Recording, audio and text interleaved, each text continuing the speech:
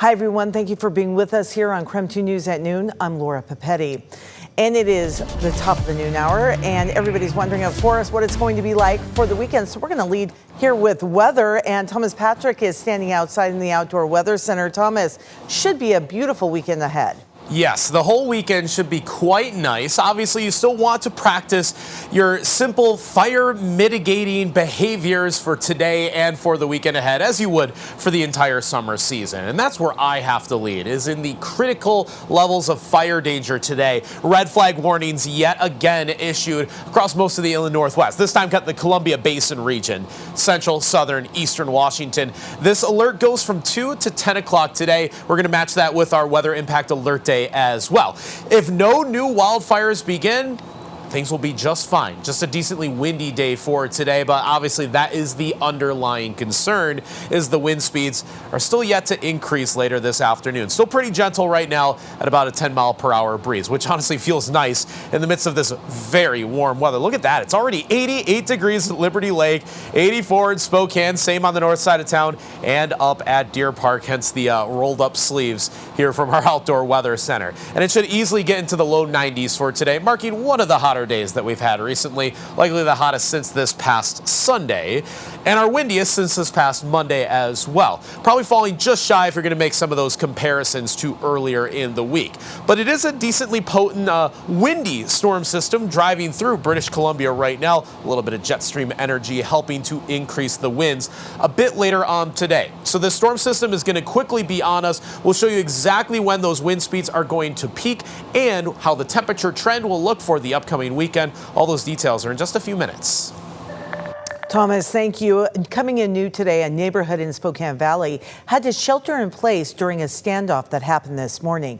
KREM 2's Brandon T. Jones has an update this afternoon after both a suspect was caught and arrested.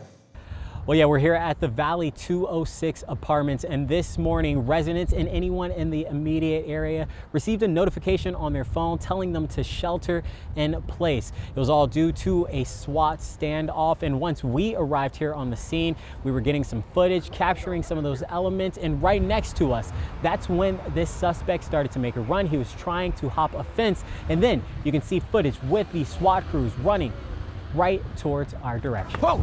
And then, of course, from there on out, I think the SWAT team ended up getting him. But before they got him, I saw, I guess it was snipers up there on that tree. And shortly after that, they were able to take this suspect into custody. A few moments later, they started to clear the scene, and another notification sent out to residents and anyone in the area, letting them know the shelter in place was officially lifted. For now, reporting here in Spokane Valley, Brandon T. Jones, KREM 2 News.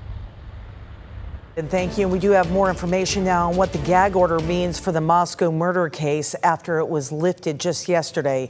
Prosecutors did not object. However, the defense did, saying they believe a safety risk and a risk to the defendant's right to a fair sentencing. And so before everybody gets out their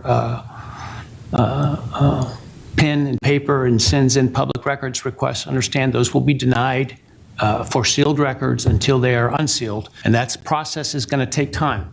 And I'm not talking days. I'm probably not talking weeks. So Judge Stephen Hippler says the primary purpose of the gag order was to be able to seat an impartial jury. But now that there won't be a trial, that's no longer a concern. However, this does not mean that previously sealed case documents will be revealed, as you just heard a little bit about that. Also, lifting the gag order allows those close to the investigation to speak, but only if they choose to do so. It simply continues to limit the ability of the members of the press to reach out to the people who know the most about the case. It doesn't obligate them to say anything. The media frenzy, as it has been described, will continue regardless. We are not expecting to hear from attorneys right away. Prosecutor Bill Thompson has already said in court documents that he plans to wait until after next Wednesday's sentencing. Now to continuing coverage, we are learning more about the woman who was killed in a hit and run on Spokane South Hill. She has been identified as Sarah Doxey. She worked as the chief operations officer at Chaz Health. Doxey was hit and killed while going for a run on Wednesday morning. Now, a close friend of Doxey's reached out to KREM 2 and told us she's the mother of 2 teenagers. Now, the 17-year-old who allegedly hit her is currently in custody, and he was arrested for vehicular homicide, felony DUI, and hit-and-run charges. The suspect made his first appearance in juvenile court, and the judge heard statements from both Doxy's family and written statements from the suspect's immediate family. The family of Doxy described their love for her and how, of course, her loss will never be forgotten. An arraignment for the suspect is now scheduled for July 23rd at 11 o'clock in the morning. And today we are remembering former NFL linebacker and Spokane native Bryan Braman. The 38-year-old passed yesterday after a battle with a rare and aggressive form of cancer. Braman was born in Spokane and was a track and football star at Shadle Park High School. He also played 1 year of football at the University of Idaho and then made a Super Bowl appearance back in 2018. That was with the Philadelphia Eagles.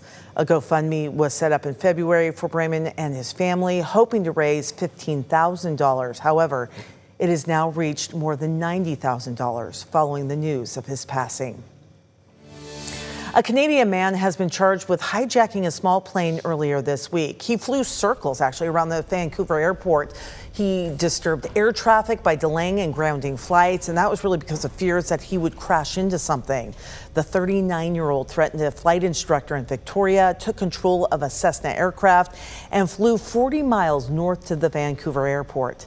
9 flights were forced to divert to other airports, including to Seattle.